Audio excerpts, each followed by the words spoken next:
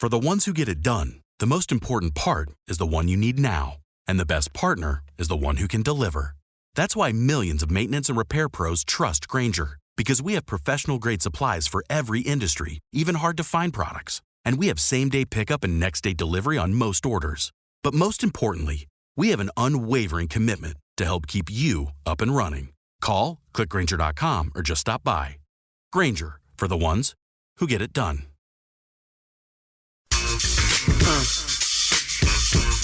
Check it out now. Monday morning, April 7th, 2025. It is the Beating the Book podcast, the 89th Masters. A tradition unlike any other. It's Gill Alexander. Thanks for listening. We have a storied history on this podcast with this event. And by storied, I mean some years we don't do it. Just randomly. Yeah. I don't know why that is. But lately we've been doing it. You know what? As long as I am here, Gil, we will do this every year now. All right? Wow. Thank you. Wow. There we go. Write that down. Yeah. Racket. As Rome used to say. By the way, that's the voice of Matt Brown, one of the three, 1/3, I believe those are the percentages, 33% of the Long Shots crew. This podcast, the Beating the Book podcast with Matt and Kelley Bydlon, another third of Long Shots, is just a sort of preamble to the actual Masters Long Shots podcast, which is happening. It's recording tomorrow, Tuesday of Masters Week. Ooh, I have answers for this. Oh, you do? Yeah. And it will be out thereafter? Ask me like you did on a numbers game this morning. Okay. I can ask it far more. Hey, Kelley Bydlon. Yeah. When are you guys recording your Long Shots podcast? So here's the thing. At 11:15 a.m. Pacific time on Tuesday, okay, we're going to sit down here right at the desk. Myself, Matt Brown, Wes Reynolds, the whole Long Shots crew. We're going to be on YouTube Live. Oh. But we are going to record an hour-long show that will then be replayed overnights on Tuesday, Wednesday, and Thursday morning heading into the tournament. Oh. Matt's just learning this for the first time. Yeah. I just learned it like an hour ago. Okay. So. There it is. All right. I shot you a text. Information has been passed along. So, by the way, if anybody wants to see what it looks like when we record a show at VEASAN, YouTube Live tomorrow, you're going to get a little sneak peek. And you're doing it from this studio? Yep. Oh, very cool. And they're replaying it on the network. No cursing then. Correct. No cursing. Gil, we had a Long Shots about 3 weeks ago where Kelley just out of nowhere F-bombed. Just like right in the middle, yeah. just like casually is all get out too. Just F-bombed. And I go, you know what? Leave it in there. We're leaving it in there. Put the E next to the podcast explicit. He's been listening to too many megapods. I just want to get him out of the way now. The only thing that was weird about it, Gil, was it was just one. You know what I mean? It's weird when it's just one. Like if you've got a couple, then whatever. Like it's there. Well, I like cursing for the sake of emphasis. Yes. I was a bit of a fan of that for sure, for life. Absolutely. I'm looking at your Long Shots numbers, by the way. I just want to see. Solid. All right. This is a big week for you guys then. This is the 89th Masters, which, by the way, when you say that now, I'm at the age where I think I remember more than half of them now. So that's kind of sobering. Just want to point that out. Iconic par 72, 7,555 yards. Scotty Scheffler trying to win his third Masters in 4 years. Trivia question, how many people have done that? One, and his name was Jack Nicklaus. That's right. Not even that hack Tiger Woods has done it. Can you name the years? Oh, no. 63, 65, and 66. Nailed it. Okay, I'm going to start. We're going to get to all your picks, starting with your outrights that you have. By the way, it's Monday, so I don't expect you guys to have like a full board, but any picks that you do have. But I just want to piss you guys off from the beginning. Would you like to be pissed off from the beginning? Because I will do something. Matt Brown is on the cusp. First of all, we should mention that while he does a golf podcast, Matt Brown is on the cusp of his first ever VEASAN Bracket Challenge Championship in college basketball. And I want to point out that I do a formula in college basketball that reveals the bucket from which the eventual national champion comes, with very rare exception over the last 30, 35 years. And Dave Tyndall, do you know our friend Dave Tyndall over there at Dave Tyndall Golf on Twitter? He's British. He does his Masters formula. And I don't know that he's picked the winner in recent times, but he always manages to pick the runner-up. So I want to give you Dave Tyndall's Masters formula, which I know is not at all how you guys handicap golf. And then I want to get your reaction to who he reveals. By the way, is a tie. For the second straight year is a tie at the top. So his categories, he has 10 categories. I have 6 for college basketball. But his 10 categories for the Masters are age, meaning it's good for the 20-somethings. Scheffler, by the way, the 7th 20-something in the last decade to win last year. World ranking, the higher the better. Last 10 winners ranked in the world's top 30 in data golf, and more specifically, 8 of those in the top 20. Master trend number 3, appearances. Augusta experience, valuable. 8 of the last 10 winners played in at least 3 Masters. Best Masters finish, number 4, top 5 desirable. 7 of the last 10 champs had posted a previous top 5. 5th of 10, the game for Augusta, evidence of all-round prowess. Driving distance, driving accuracy, greens and reg, scrambling, putting average, ball striking. They're all like 8 of 10, basically, had previously recorded a top 20 in each of those categories, with little exception here and there. Master trend number 6, defending champion. Back-to-back wins are rare. Only 2 defending champions since 2007 have managed even a top 10, never mind a win. So hasn't been a successful defense in the last 10 years. Number 7, recent form. Strong current play, a good pointer. 7 had a top 12 in stroke play event in the same month of the Masters or the previous month. 8, winning form. Confidence counts. 7 of the last 10 Masters winners had already banked a win earlier this season. Number 9, recent major form. 9 of the last 10 Masters winners had posted a top 6 in a major in one of the previous 2 seasons. And finally, last year's finish. And this one kind of, I don't know if he's searching here for, but hunger a motivator. 7 of the last 10 Masters winners hadn't cracked the top 10 the year before. I don't know what that one means. So, ready for this now? 73 points, when he has a whole point system for it. 73 points was the highest this year. We'll start with 62 points with Sepp Straka. 63, Cantlay and Schauffele. 64, Fleetwood and Aubert. 67, as we approach it now, Hovland and Minwoo Lee. 68 points, 5 short, Rahm, Matsuyama, and Lowry, who I hear anecdotally very popular this year. 3rd place, because there's a tie for first, with 69 points, Morikawa. And in a tie for first, McIlroy and, this is why I went through this whole process. Well, I was going to say, don't ask me because I cheated and read this already. This was the surprising one. Clearly, I remember this wrong because I thought Lowry was one of the ones at the top, so I clearly remember wrong. If Matt wants, I still think I know the answer. Lowry is a tie for 4th. Okay, I'll let Matt guess. So all these big names I've mentioned, who's at a tie for first with McIlroy? He is American. Bryson DeChambeau. I know who it is. No. Russell Henley. Yes. Does that come out of nowhere to you guys? Again, I read this. Oh, it's like, does that come out of nowhere? Like, how did Henley get there? Man, not really. He's up there in my numbers, Matt. I know we'll dive into some of this, talking what we looked at stat wise. He's definitely up there for me. Is it surprising to hear that when you go through Dave Tyndall's form? You're like, yeah, it definitely is. I mean, you don't think of him as the top American golfer or one of the very top American golfers, but he's up there right now. Russell Henley to win the Masters is searching 100 to 1 at DraftKings. Yeah, so decent showing in my models here, but I can tell you that I put a pretty heavy emphasis on 55 to 1. You're on wrong tournament. Am I? Oh, that would help. Let me say that. I was going to say, man, that's a real one. By 100 to 1, what I meant was Russell Henley is at 55 to 1. Still a long ass number. Still a long number. Yeah, I can tell you from my deal why he isn't higher in mine. So I can, version 1 of the model that I put together, he's 24th. And I did put such a heavy emphasis on driving distance and total driving, in which Russell Henley is one of the shortest guys in the field. He is actually 86th in this field.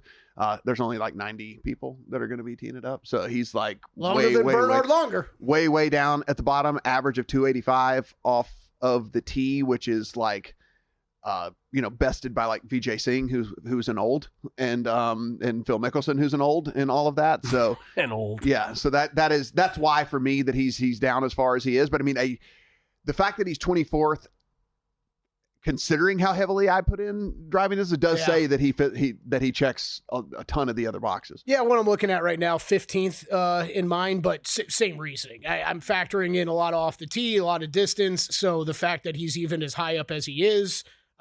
Tells you something with the rest of his game. Just looking at his past 3 tournaments, there's no surprise. I mean, it's T30, won the Arnold Palmer Invitational, and T6 at the Cognizant Classic, gaining everywhere off the tee, on approach, around the green.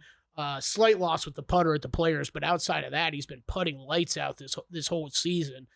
So yeah, not a huge shock that he's up there, Gill, but not someone that I really considered because of the off the tee stuff. For those who don't know, explain, both of you guys, how you guys handicap golf. Yeah. So, for me, I always say this on every single Long Shots podcast. I'm not a programmer. So when I say that I build models, I mean that I use someone else's hard work and then I go in and then put the stuff that I feel important to me. So there are 3 different ones that I use. So, hey, shout out to Rick Gaiman, who I know you guys have had on your show several different times. Rick run good. Rick's got a great site over there that does that. The guys at Bet Spurts with Andy Molitor and all of those guys over there have a great modeling system as well. And then Data Golf just kind of is the old tried and true, not as advanced a model as these two, but it's kind of more of just for me to get that third opinion, maybe almost confirmation bias type deal if something matches up on all 3 of those. But so I go in, decide what's important to me, use these people's skeletons and go in and plug those data sets in for the time frame that I find important in all of that. And then, whatever the model spits out, I'm not a slave to it, but I will certainly dig into stuff that I find to be interesting from what the model tells me. What was the one that I remember when we were doing Primetime Action, when the 3 of us did Primetime Action back in the day, greatest show to ever be canceled ever in the history of mankind. What was the National? What was that one that you Fantasy guys? National. Fantasy Yeah, National. That was a big one Yeah, too. it's still a great site. I'll use it. I'll still use it from pretty regularly every week. But yeah, Rick Run Good BetSpert's probably the ones I'm leaning on the most these days too. Rick's site's awesome. I think especially for where we're at in golf right now and trying to get a hold of some of the other tour numbers that can be difficult for us to get a hold of. Strokes gain data that we get from the PGA Tour, relatively easy for a lot of these sites. Getting information from some of the other tours, a little bit more difficult, especially when we go to talk to these live guys. Very difficult to get that stuff. So Rick's site does a great job of really being able to comb through a lot of those numbers. Okay, so the Masters field, by the way, Masters the most predictive course from year to year at Augusta, but the Masters field is small to begin with. Matt mentioned Vijay Singh earlier. Vijay Singh pulled out this morning, so that brought it down to 95. And then, as you like to say, Matt, with the olds, there's a bunch of golfers who won the Masters back in the day who still are playing in this. You can just kind of, what's the horse racing term? They're throwouts, right? Throwouts. The amateurs are pretty much throwouts as well. We've never seen an amateur really make a run, So does that make this, since you guys do this every week successfully, does that make this tournament more annoying to you or less annoying to you? That this is so it's a smaller field from which you can actually find your winners.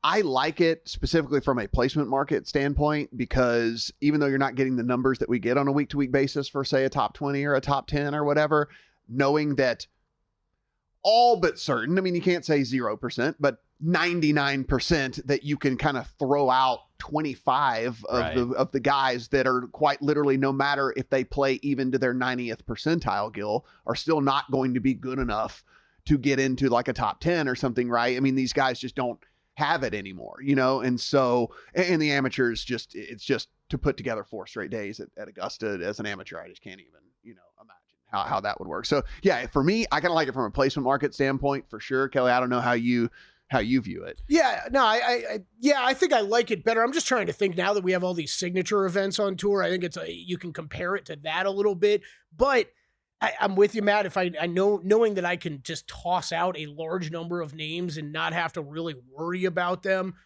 except for, I mean, Gilly, you and I were talking before we started recording. I think there's some opportunity on some of these. You're already picking on somebody. Yeah, Matt. Like I found a top German market over at MGM. That would be Steven Jaeger and Bernhard Longer. I'm considering laying $3 with Jaeger. Yeah, unless he pulls out. So I think there are those kind of opportunities you don't get in the other in the signature events. Gil, I think what is tough for look, if you're a golf bettor and even if you've done this semi-regularly for a couple years, just your mind being able to grasp the odds shifting so much from a full field event, right? That you're not going to get plus money on a lot of top 20s or something out there, that you're going to have to lay some juice on that. I think that's tough for some people to get their mind around, but just realize how small this field really is and why you got to play into odds. But if your strike rate is, increases commensurate with that, then it's worth playing. Exactly. All that. Yep. Okay, so it's Monday. Again, you guys have not fully fleshed this out yet. I assume. Matt, what have you bet so far? If you work in quality control at a candy factory, you know strict safety regulations come with the job. It's why you partner with Grainger. Grainger helps you find the high quality and compliant products your business needs to inspect, detect, and help correct issues. And the sweetest part is, everyone gets a product that's as safe to eat as it is delicious. Call 1-800-GRAINGER, click Grainger.com, or just stop by. Grainger, for the ones who get it done. So a guy that I think is going to be incredibly popular, and I don't know if he has the full game to actually get it done, but I imagine Kelley will probably be on Straka as well. I already bet him, baby. Yeah, a few weeks ago. I think a lot of the people out there are going to be on Straka. If you're running models and you're running it with the stuff that I put in, I mean, the odds that are attached to his name comparatively to where he's showing up in these models just doesn't match up. And you start to look, and if Straka outside of, so the common misconception is because you look at Straka, he's a big dude, and you just think that he's long off the tee because we just assume big dudes hit it far, and he doesn't. And so he's not going to be at the very, very top of your models if you focus as heavily on driving distance and total driving and stuff as I do. But everything else, every other box has been really checked by Straka for me. And so he was kind of the first bet that I put in. You can tell by how this has moved that he is going to be a very popular play this week. There were 80s, there were 75s, there were 70s. I think we're down into the 60s now, maybe I'm still 50s. seeing 75. There's still a 75. Yeah, at DraftKings, right? Although with DraftKings, has anybody ever said this about DraftKings on the desktop, that they can't line up the names with the prices correctly? It's like a thing that started in the past year. I'm trying to figure out which one he is. Because they used to, Gil. I swear to God, they used to. And then I'm like, I thought I was drinking one day or something when I pulled it up. No, he's 75-1 still. 75-1. Yeah, and I just really like his overall game right now. Now, will the lack of distance, especially if there happens to be, it doesn't look like the weather's going to be bad, but weather is weather. Like you said, we're doing this on a Monday. Weather can change. If the weather happens to get a little bit nasty, it could hurt him because you got to score on these par fives, and obviously length helps on these par fives, right? I mean, that's where it's going to come from. But fifth and par five scoring. But outside of that, to me, it's just I like Steph's game a ton. So you had, just to put that in perspective real quick, Gil, over 75% of where you're going to gain strokes in this tournament are on the par fives. Got to be able to score on the par fives, which is part of the reason why distance is so important. I mean, I'll just to follow up on Straka, because we talked about a bit on a numbers game, Gil. Straka is one of the bets that I made. I did make early. I made a bet on him at 101 and Akshay Bhatia at 90-1 earlier in the season. Masters usually end up having more outrights because we'll stack two or three bets or something leading up to it. I only did two. I actually don't think I'll have that much more outrights than a usual tournament this year. I don't know how often this happens, Matt. Like we bet these because you want to try to get some of that CLV and have a great number heading into the Masters. Obviously, that's the whole idea. Sometimes, though, when you get to Masters week, you're like, all right, I'm not quite as excited about that person, even if I got a better number than what's out there. That's how you feel about him now. Straka, I am just as excited about when I made that bet. So how is he still, even the casual golf fan, like a sports bettor who just sort of has one eye out for golf, knows that Straka has had a great year. How is he 75-1 still? Yeah, it's honestly, to me, it's pretty crazy because there is, and I mean, I'm not saying that people at Bet365 are betting any sharper than any of these other national books. He's down to 55 at Bet365. So they've taken at least something on him here in this one. But yeah, I don't know, Gil. I mean, 66-1 at MGM. So Caesars at 65. So he's getting some action at some of these other books. But yeah, I'm with you. I think that number, just again, for the skill set that he brings to the table and the way that he's rounding into form, which is why another thing that I can kind of expand on here, which is just, I put a ton into recent form here for me, because there are a lot of guys, Gil, who Kelley and I bet a ton over the last year or so.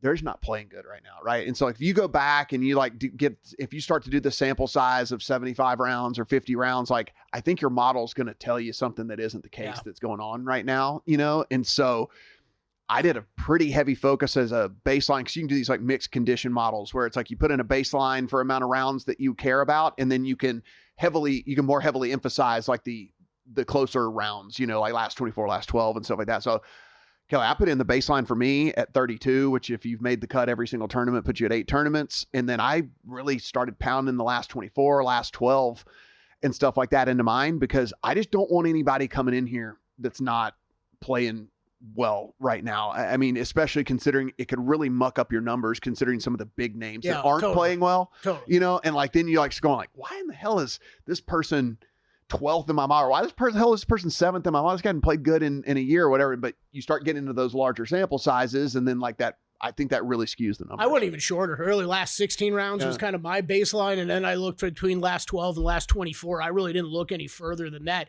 Just to bring it back to Straka real quick, Gill, and answer. Look, there are some questions. I think he's got great approach numbers. Look, 5th in weighted approach over those last 16 rounds, 5th in par 5 scoring, 5th in opportunities gain. Those are all awesome things to look at and be confident with Straka this week. And I bet that outright. I will definitely be adding to him in the top 20 market. That was the next question. Yeah. Are you also betting him in placement markets? Yeah, I'll be top 20, and then I'm going to be looking at him in matchups as well. He finished T16 here last year. We know how important past results are at the Masters. Does he have a ton of experience here? No, he doesn't. And look, for things that I did factor in heavily this week, he's not the longest off the tees. The scrambling isn't the sharpest. Around the green play is extremely important at the Masters, and that will be tested a little bit this week. But I think with some of the approach numbers, I have a lot of confidence in Straka. So yeah, I was surprised a little bit that after betting him a few weeks ago, I came back to the table yesterday and said, no, I'm going back in for more on Straka. But I am. By the way, I should mention Scotty Scheffler is your short shot, trying to win his 3rd in 4 years, which has only been done once before. He's 4-1 to win the outright, to win the tournament. Rory McIlroy trying for the career Grand Slam. I think we're supposed to say that every time we say Rory McIlroy. Plus 650. And then everybody else is double digits. Rahm, who won it a couple years ago. Was it a couple years ago? Yeah. 13-1. Morikawa, 18-1. A lot of popular, just anecdotally, we hear a lot of Morikawa so far. DeChambeau, 18-1. Schauffele, 18-1. And then Ludwig Aubert begins the 20-1 in longers at 20-1 exactly. Followed by the JTs and the Koepkas and the Matsuyamas and the usual suspects of the world. Who besides Straka have you bet? So we talk about the bets that you put in early on that you don't love come time. The first bet I put in way back in January was Hideki.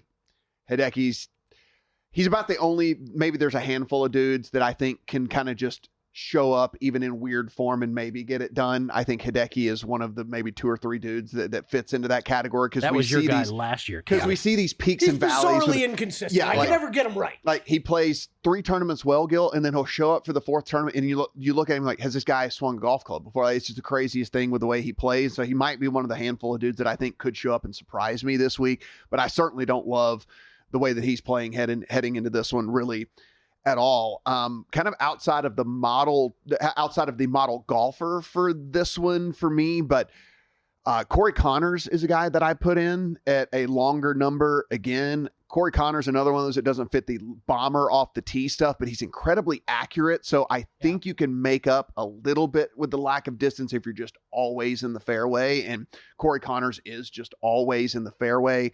Last 16 rounds, number 1 in the field, weighted strokes gained off the tee. Yeah, he's just a dude that doesn't put himself in bad positions, And with all of that, he's gotten much better around the green, and that I think is going to play into Kelley. I don't know how heavily you weighted it in your version 1 of your model, but for me, I did it a little bit more than I thought, because everything I'm hearing for how they're going to set this golf course up is try to make these greens like as lightning fast glass as humanly possible. And I just think the very best of very best shots will hold these greens. And then if you're hitting long irons in and different stuff like that, that it's going to be really tough to do. So I think around the green is going to play a pretty big role. And Corey Connors he used to be a guy we hated for that. And he's actually gotten much, much better over the last couple of years with all of that. And so I think he fits just the overall well-rounded type of golfer that could kind of just methodically sneak his way up the leaderboard, and then come Sunday, maybe put himself in discussion for, you can monetize a 65, 75, 85 to 1 ticket that you have on Corey Connors on a Sunday. Yeah, it won't be an outright bet for me, but he will be a top 20 play and look in the matchups. I'm absolutely there with you. He hasn't been a guy I've bet all year, but we've really seen him come on here lately. T18 at the Valspar, T18 at the Valero, T8 at the Valspar, T6 at the Players, 3rd at the API. He's really heating it up. He's kind of doing it everywhere, like you were just talking about, Matt. He's even gained around the green. That's something that we've had major questions with him about in the past. Look, some up and down performances at the Masters, but when you look at just kind of, he's got a lot of top 10s in there over the past 5-6 years, 3 over the past 5 years to be exact. So yeah, I do like him as a top 20 play. Look at him in matchups this week as well. This is really hard to, when you guys talk, I get super excited about betting all these guys, so it's going to be super hard to keep this down to 4 or 5 guys. Yeah. Especially with these numbers. I have a whole bunch to ask you about, name by name. Kelley, what did you bet so far? Yeah, well, first of all, Matt and I are looking pretty good.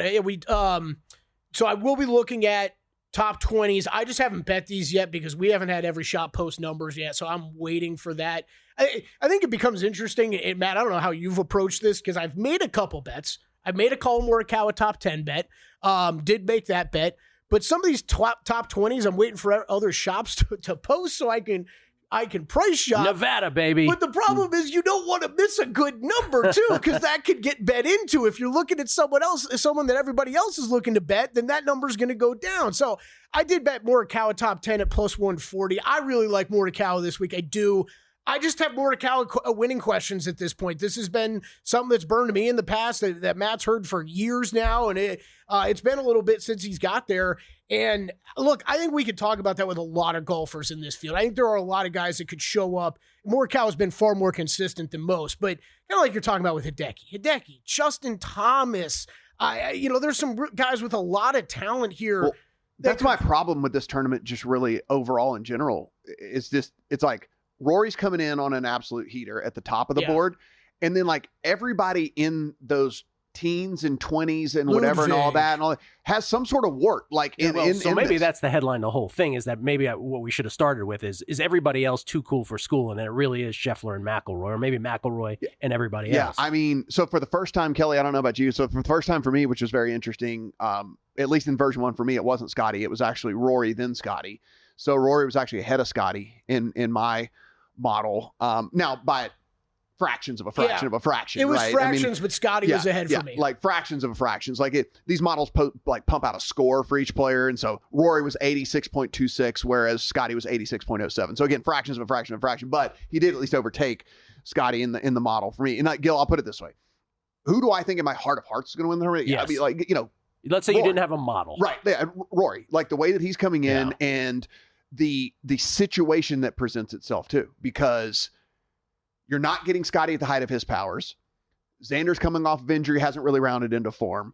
Morikawa has the win equity of the three of us apparently in these big tournaments. He just can't close it out, can't do it. So all these guys, Justin Thomas can't putt it in the ocean. There's all the things against these dudes that are class players, no doubt.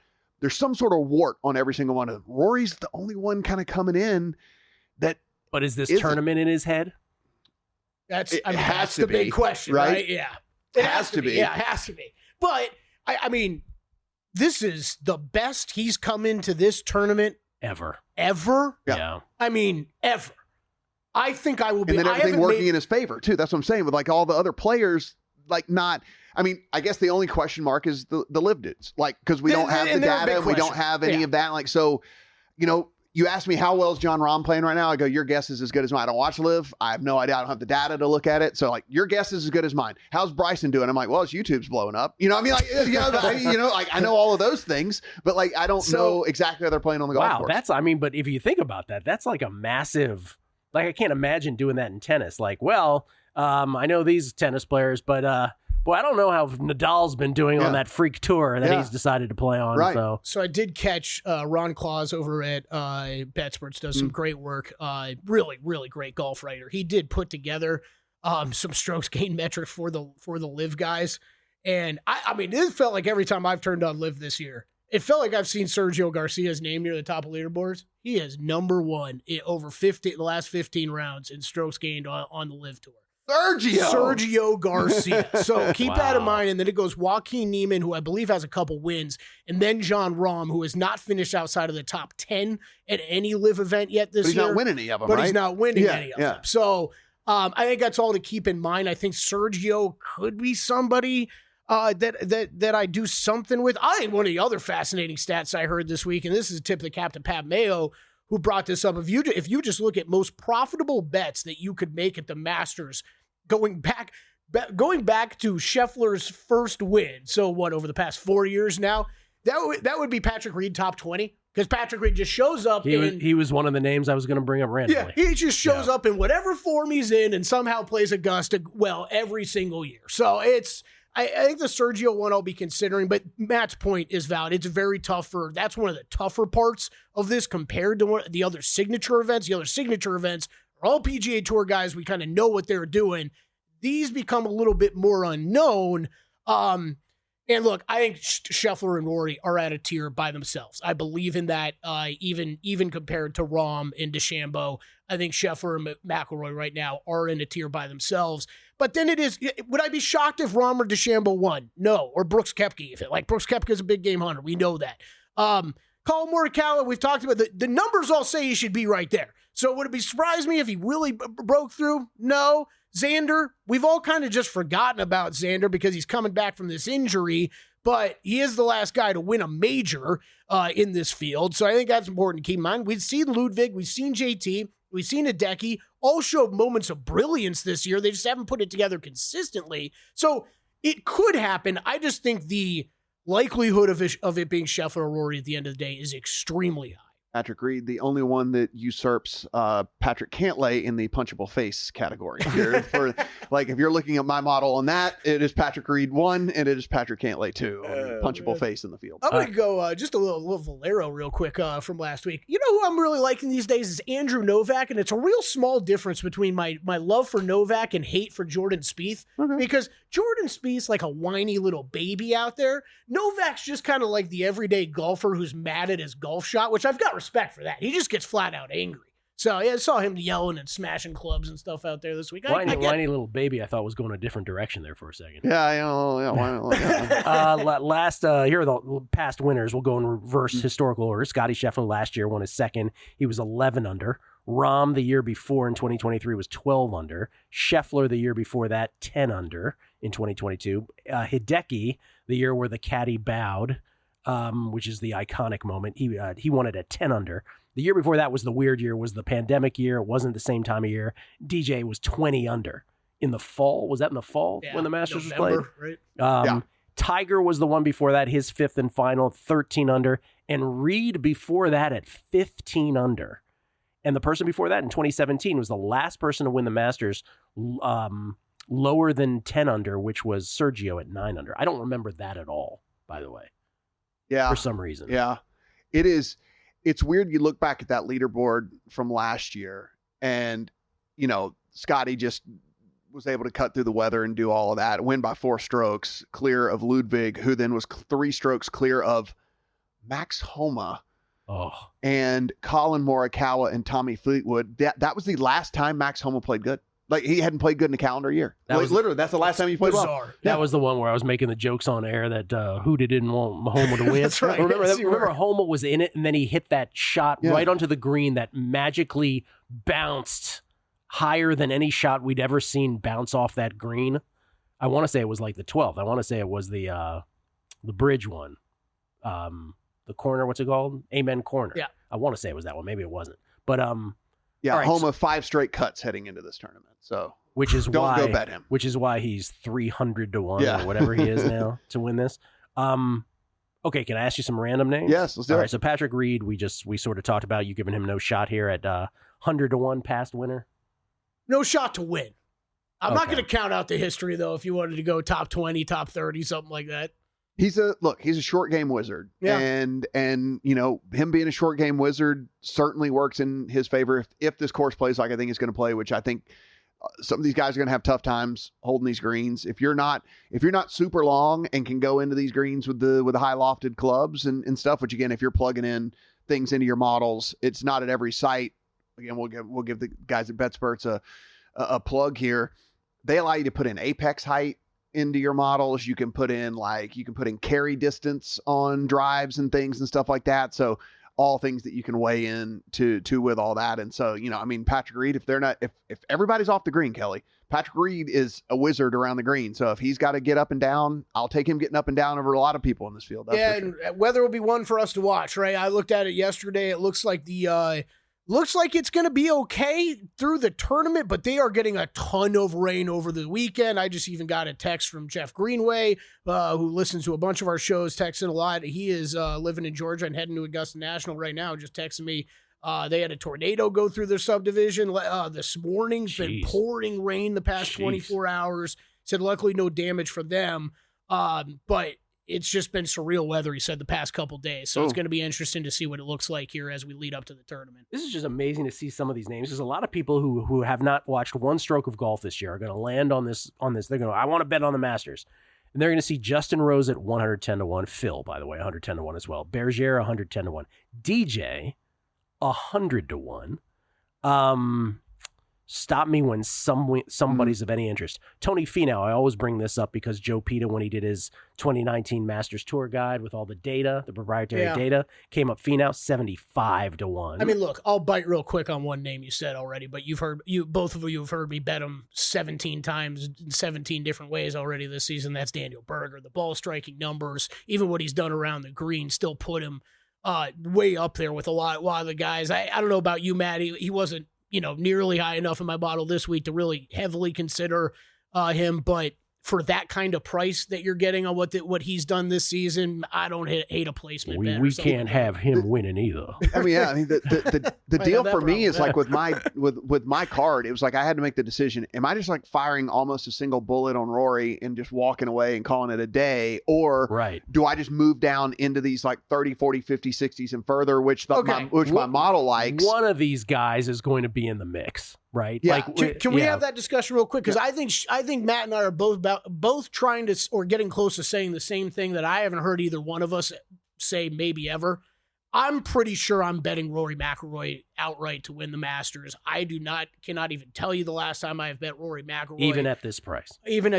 Yeah. I think that he is on par or the best player in the field alongside Scottie Scheffler. And I have not bet it yet, but I think I will be betting him to win the Masters. And other than that, it's going to be the two other outrights that I bet before weeks ago, Batia and Sepp Straka. And then the only other one I added was Shane Lowry this week. So I have Lowry as well. So I go all the way down to like the mid 30s before I like someone. I mean, like Shane Lowry is the first guy that I really like outside of Rory. You can poke holes in everybody's game. Yeah, because all these other dudes that are the price is so short on, it's hard for me to get there. Now, my model did love Berger. So, I mean, if one like sixth overall in mine for Berger, and if you're talking about like the, we like to say on the pod, Kelley, green across the board. Mm-hmm. He's green across the board for me in this model, meaning he's at least inside the upper half of the field in every single one of the categories that I plugged in, including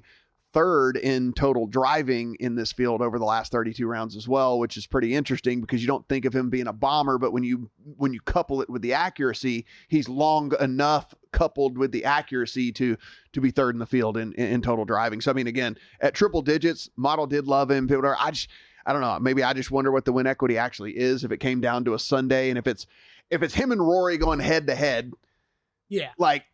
or him and Scotty going head to head, I'm like, is he taking down Scotty or Rory? I don't know.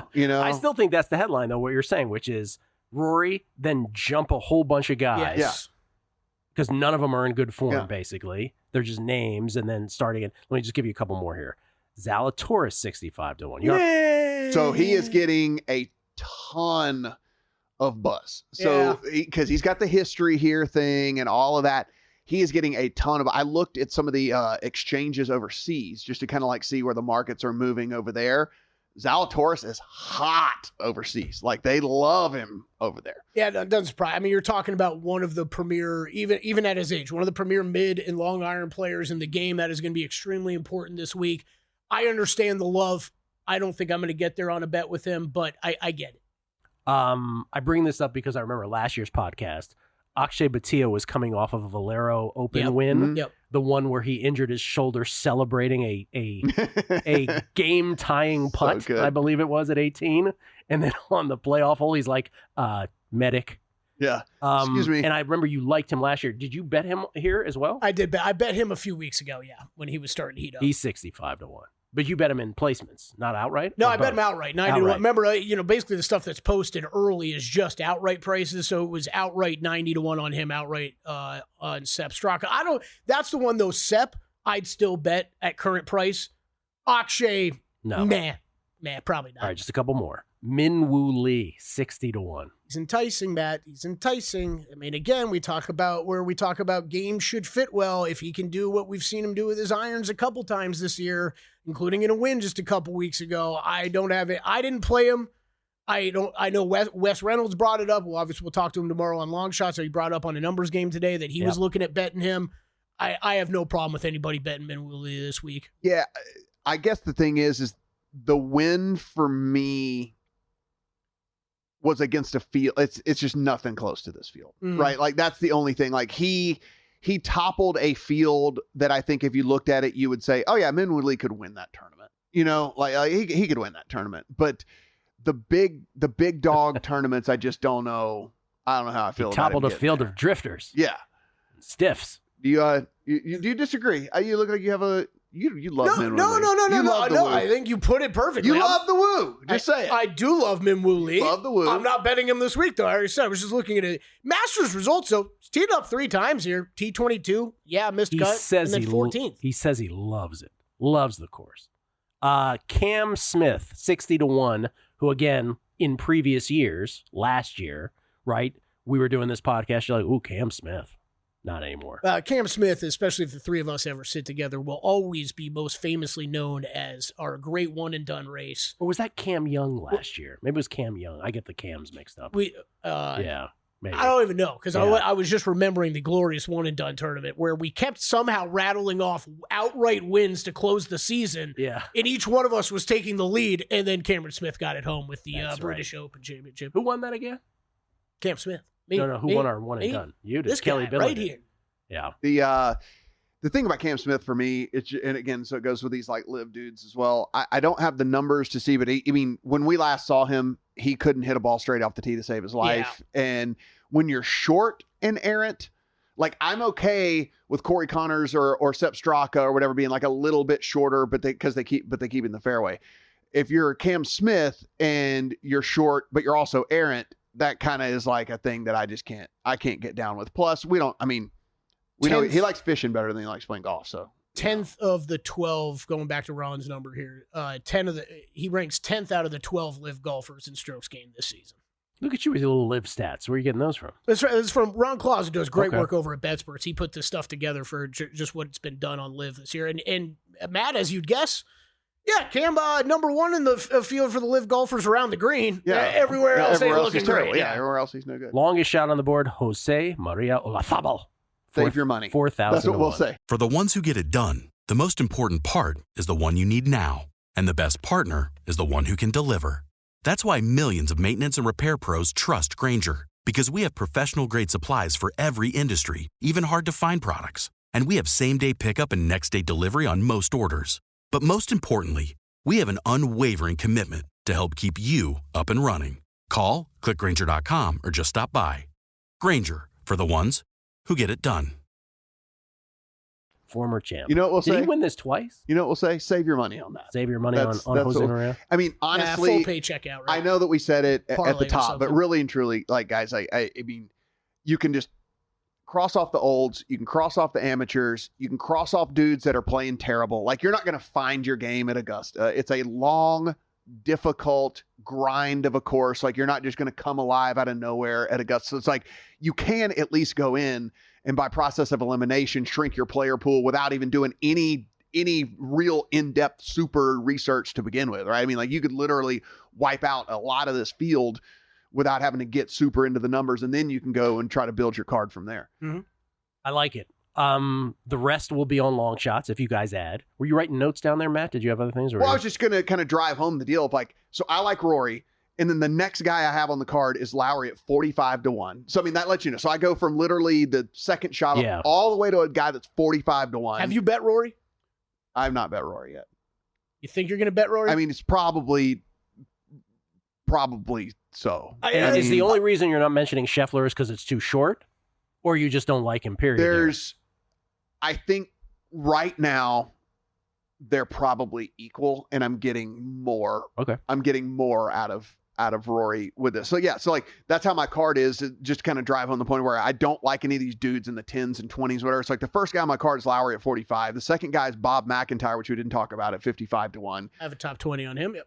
And then Corey Connors and Sepp Straka at 65 and 80. So I mean, it's like that. That lets you know. You said Bob McIntyre. Literally for 5 seconds in my head, I'm like, Bob McIntyre. Oh, Robert McIntyre. Yes. Yeah. So like, again, that kind of lets you know where I'm at with this, right? It's like, I think that there's warts on all these dudes that have the shorter numbers. I'd rather take a chance on one of these guys that my model likes, that I like, that's playing well, coming in, playing like we want them to play in recent form, and a bigger number on them. And if they're going to, and you know what?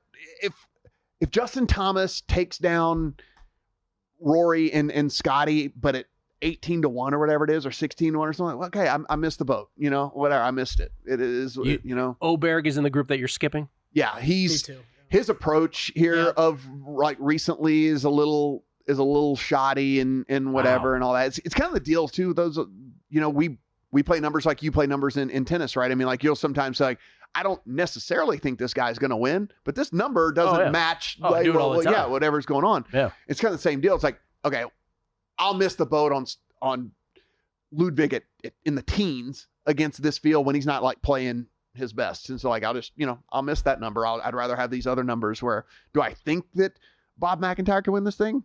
Yeah. But at 55-1, why does that crack he's me playing up so about much? as well. No, he's playing about as well as anybody. He's been awesome. Yeah, like whatever. So it's kind of like, at 55-1. That's I don't know if it makes me feel better or worse that Matt and I are matching as much as we are, because this is our first conversation about the tournament. And hopefully Wes Reynolds has something to spice up long shots a bit tomorrow. Oh, I'm sure he will. So Matt, I right now my card of what I've bet, it is outright Rory's name circled because I haven't bet it yet, but I'm pretty damn sure that's where I'm going. And then the outrights, Akshay Bhatia and Sepp Straka that I had bet before. Again, Akshay probably would not recommend going back to. Sepp, I would. I'd go back to Sepp. Shane Lowry then is the only other outright I bet. It is dropping down to top 10s then. Top 10 on Colin Morikawa, top 10 on Shane Lowry. I know you and I often cover our outrights with top 5. I'm just going to take it a step back in this field with Lowry at 3-1 and cover him there with the top 10. And then top 20s that I have not bet yet, but I've got names circled: Connors, Straka, Robert McIntyre. So, wow. If you I guys could, are sharing a brain. I'm going to give you 100 Matt Bucks, and you have to bet one of the live dudes. Ooh, which one are you doing? Matt Bucks. Those are big bucks. Oh, man. Rom. Yeah. Something. Yeah. Rom. I mean, Rom, he's the one I have the most faith in. I'm gonna look around at Sergio and Markets though. I'd be like, he's been playing good golf, man. Like, it's crazy to think, but he's been playing good golf. Oh, real quick, Gil, the guys that I'm going to, all right, if this guy wins the tournament, I'm going to be very, very, very sad. Yeah. Who's the guy that pisses you off the most if he wins? Keegan Bradley, who was rated out 9th in the model that I'm staring at right now, that would not match his odds at all. I don't know if I could trust Keegs in the Masters, though, so I'm going to stay away. The guy who's the numbers are telling me I should bet, but as you two know, I hate to bet this guy probably more than anybody out there, one Jordan Spieth. Oh, you love Jordan Spieth. Mine will be Fleetwood. Pretty easy for me. Dude can't win in the States. I've bet him, I think, twice already this year. Still can't get it done. But the guy that literally just checks all the boxes except the actual win equity box, which, when we're trying to pick outrights, that's a pretty important one. But like, it's just, he does everything well, just not quite good enough. Yeah. Like, everything's good, just not quite good enough. Are you going to have first round bets that are going to be similar to what you just said in the outrights? You're just going to make them first round bets? I'm glad you brought that up, Gil, because I've got 2 names circled. Bobby Mack we already talked about, but I think I'll be betting him first round leader. And then one Lucas Glover, who, if you're looking for first round leader and you're looking for great guys that are going to be great on approach, off the tee, the putter might be a little shaky, Lucas Glover has been extremely consistent for, basically his entire career, but especially the past year and a half with his iron play. If you're looking for someone that, okay, if he needs just a hot putter for one round, could take you to that first round leader win, he could be a guy. So Glover's probably going to be on that card. The guy that might be where I head to the live part of everything. Like I might put something in on Bryson from a first round leader standpoint, because if you get good weather and everything holds, he figures out a way to eagle one of the fives. He birdies the other three, and then he finds one more birdie along the way. Next thing you look up, and he's got a 5-under round or something like that, 6-under round that, probably is unsustainable. But I mean, if there's one guy in this course that could overpower some of the stuff, it's him. He hit a friggin' 412-yard drive this past week at Doral. I mean, whatever, a little bit of wind, but then, a couple other 380-yard drives and stuff and whatever. So, if there's a guy that can go attack those par fives and then maybe luck box into another birdie somewhere along the way or whatever, and, you look up and he's a first-round leader, it comes from Bryson. I'm going to have way too many bets on this now. I will throw out one other name that, look, he's burnt me enough in the past. I don't really have any interest in betting this guy. If you were, I would suggest top 20, top 30, something like that, but he rated out extremely high for me, JJ Spad. We've brought it up before, but no, I am not factoring putting too much into these models this week, but man, even the putter has been up and down for him. The approach numbers are sick, though, what he's done on the season. He's got us finished second at the Players, T2 at the Cognizant Classic. He rated out very highly for me. It's another guy that my numbers tell me I shouldn't be passing up, but I am. You brought up Jose Maria Olazabal, Gill, like the Data Golf model, and they put out their odds, like their fair odds to win, and next to his is infinity. That's pretty long. Wow. How much do you think I can get down on that? We just get paid for every day for the rest of our lives. When anybody gives you infinity odds on anything, you take it. Yeah, that's not even Kevin from the office. 10,001 infinity. Yeah. All right. All right. Last thing before we go. Yes. No more names because I want you to say that for long shots. But just for the newer golf bettors or someone who's diving in for the first time, because Matt, you did a great job of bringing this up during primetime action, where you went back, you looked at your golf bets over time, and you're like, "Holy crap, I'm betting way too many outrights." So, what is there a good sort of number like for folks? Can you even make a blanket statement? Where should they absolutely, like if they're betting 8, is that way too many? And then the other part of that is ultimately you're betting pie outrights versus matchups versus first round leader versus any other thing. So the first question to me is, if this is the only golf tournament you're going to bet all year long, if you want to have a little bit of fun, I think that's fine. Just understand, I only think there's probably 50 dudes. Once we start eliminating the people that we think don't really have any chance whatsoever, there's probably only 50 guys. So do you need 20% of the 50? Like, probably not. Like, so, 5, 6, you're getting, 10% of the field that could actually have a chance to win it. I think you could have a good time, good sweat on that. Likely to have somebody come out of that pack if you're doing it right. But for me, I've shifted pretty drastically. You guys know, like I said, dating all the way back to primetime action, and certainly over the last few years, I'm putting 80% of my money into placements and head-to-heads and 20% into outrights. It's a For me, everyone loves to hit it outright. There's no doubt about it. But I just like to have profitable tournaments. So for me, I get more joy now out of going at the end, going like, damn, that was a grind, but I still made, whatever. Like that was a grind, but holy hell, I still figured out a way to make some money. So that to me is a little bit more important. But I'm big time that. But again, if you're swooping in, it's the only time you're betting golf all year long, whatever, fire 5 or 6 outrights and have some fun, Yeah, absolutely. I think we'll be approaching this, a little differently than the average fan. As far as the pie goes, I'd say pretty similar to Matt, but man, it's tough to say there's a blanket right answer for anything, Gil, just because the different tournaments, different times a year, I think beginning of the year, I'll fire. It's not necessarily firing more on outrights. It's just firing less on the placement stuff as you're trying to get a feel for how guys are really looking to start the year. I think that kind of applies towards the end of the season as well. But once we're into the heart of the season like we are now, it's probably 80-20, something like that kind of split, maybe even less on outrights for me these days. It feels like that number keeps going down, down, down. And we talk about a lot on long shots, but man, if you're betting golf like we are, I think you need to look at it more that way. You need to think about this more. I mean, no matter what sport you're betting, we care more about how do you do it over a season? How do you do a course over 5 seasons? Not what did I do this week or next week? It's what did you make at the end of the year that really matters. So that why I bring that up is that means matchups should matter more to you. Placement market should matter more to you. And frankly, I'm a believer in hedging a little bit more when you're talking with golf outrights and getting them to that finish line and making sure you lock in some profit as you go on with your season. I approach hedging far differently with golf than I do any other sport. And you do not hesitate to bet, to add after the second round, let's say, to an outright if you feel like it's going a different way, and then in gaming as well, in rounding.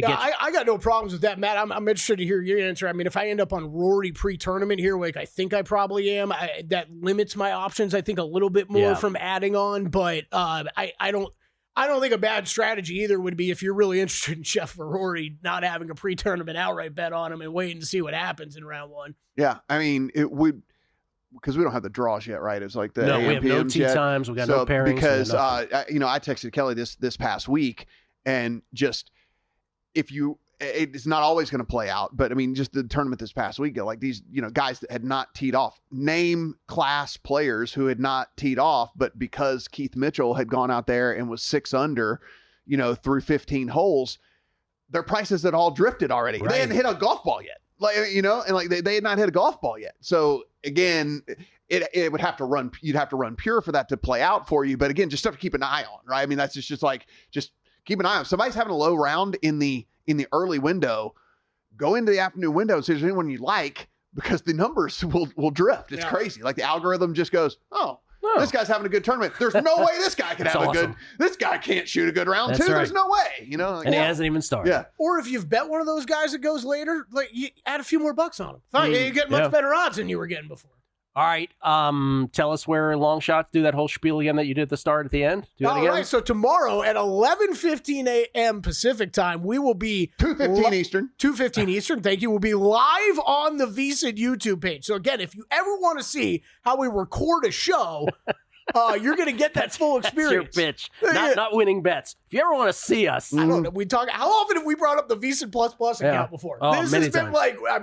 Maybe it's the VSiN Plus account. But we can't curse. Because, we can't really curse. We're going to have to dial it back. We can't curse. I mean, we could. Maybe you can catch us on one of the breaks. That's what I'm saying. In the breaks, we're going to have a minute of scramble to get ready for the next segment, and there might be something dropped. Yeah, breaks. All right. Yeah, that's what I was talking about. Like, shit!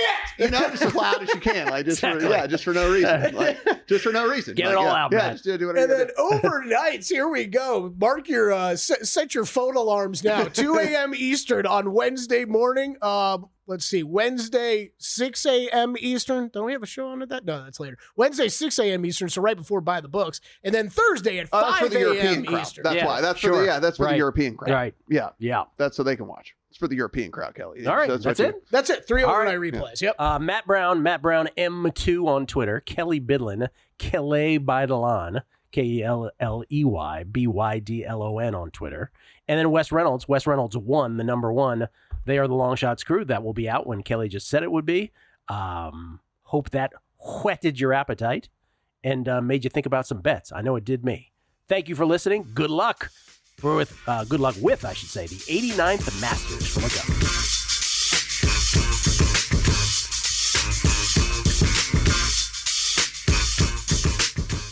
If your job at a healthcare facility includes disinfecting against viruses, you know prevention is the best medicine. And maintaining healthy spaces starts with a healthy cleaning routine. Grainger's world-class supply chain helps ensure you have the quality products you need when you need them. From disinfectants and cleaning supplies to personal protective equipment, so you can help deliver a clean bill of health. Call 1-800-GRAINGER, click Grainger.com, or just stop by. Grainger, for the ones who get it done.